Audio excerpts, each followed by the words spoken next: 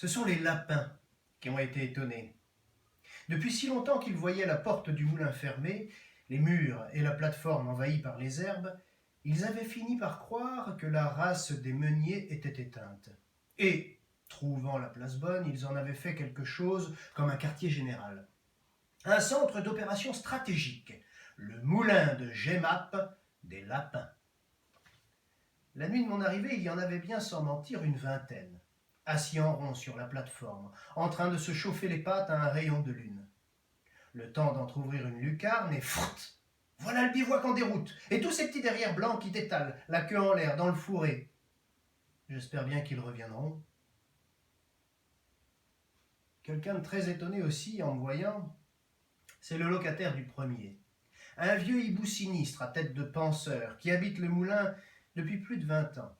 Je l'ai trouvé dans la chambre du haut, immobile et droit sur l'arbre de couche, au milieu des plâtras, des tuiles tombées.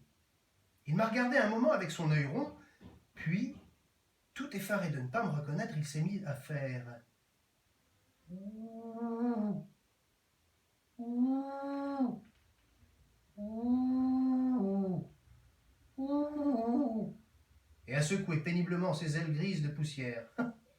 Ces diables de penseurs, ça ne se brosse jamais. N'importe. Tel qu'il est, avec ses yeux clignotants et sa mine renfrognée, ce locataire silencieux me plaît encore mieux qu'un autre, et je me suis empressé de lui renouveler son bail. Il garde, comme dans le passé, tout le haut du moulin, avec une entrée par le toit. Moi, je me réserve la pièce du bas, une petite pièce blanchie à la chaux, basse et voûtée comme un réfectoire de couvent. C'est de là que je vous écris, la porte grande ouverte, au bon soleil. Un joli bois de pin tout étincelant de lumière dégringole devant moi jusqu'au bas de la côte. À l'horizon, les alpilles découpent leurs crêtes fines. Pas de bruit. À peine de loin en loin un son de fifre, un courlis dans les lavandes, un grelot de mules sur la route. Tout ce beau paysage provençal ne vit que par la lumière. Et maintenant, comment voulez-vous que je le regrette, votre Paris bruyante et noire? Je suis si bien dans mon moulin. C'est si bien le coin que je cherchais. Un petit coin parfumé et chaud, à 1000 lieues des journaux, des fiacres, du brouillard. Et que de jolies choses autour de moi. Il y a à peine 8 jours que je suis installé, j'ai déjà la tête bourrée d'impressions et de souvenirs. Tenez, pas plus tard qu'hier soir, j'ai assisté à la rentrée des troupeaux dans un mas, une ferme, qui est au bas de la côte. Et je vous jure que je ne donnerai pas ce spectacle pour toutes les premières que vous avez eues à Paris cette semaine. Jugez plutôt. Il faut vous dire qu'en Provence, c'est l'usage, quand viennent les chaleurs, d'envoyer le bétail dans les Alpes.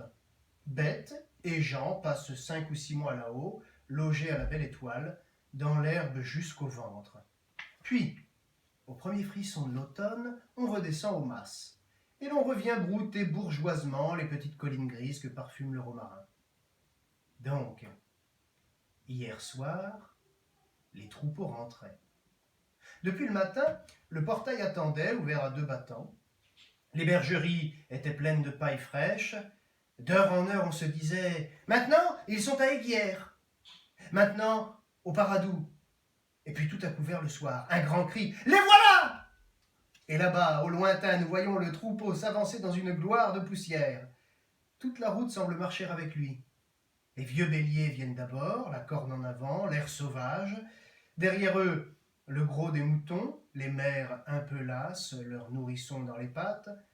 Les mules à pompons rouges portent dans des paniers les agnelets d'un jour qu'elles bercent en marchant.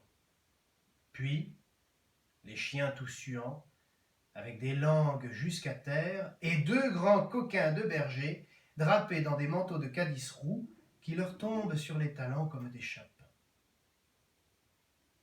Tout cela défile devant nous joyeusement, et s'engouffre sous le portail en piétinant avec un bruit d'averse. Il faut voir qu'elle est moi dans la maison. Du haut de leur perchoir, les gros pans vert et or à crête de tulle ont reconnu les arrivants et les accueillent par un formidable coup de trompette. Le poulailler qui s'endormait se réveille en sursaut. Tout le monde est sur pied. Pigeons, Canards, dindons, pintades, la basse-cour est comme folle. Les poules parlent de passer la nuit. On dirait que chaque mouton a rapporté dans sa laine, avec un parfum d'Alpes sauvages, un peu de cet air vif des montagnes qui grise et qui fait danser. C'est au milieu de tout ce train que le troupeau gagne son gîte. Rien de charmant comme cette installation. Les vieux béliers s'attendrissent en revoyant leur crèche. Les agneaux, les tout petits, ceux qui sont nés dans le voyage et n'ont jamais vu la ferme, regardent autour d'eux avec étonnement. Mais le plus touchant encore, ce sont les chiens. Ces braves chiens de berger, tout affairés après leurs bêtes et ne voyant qu'elles dans le mas.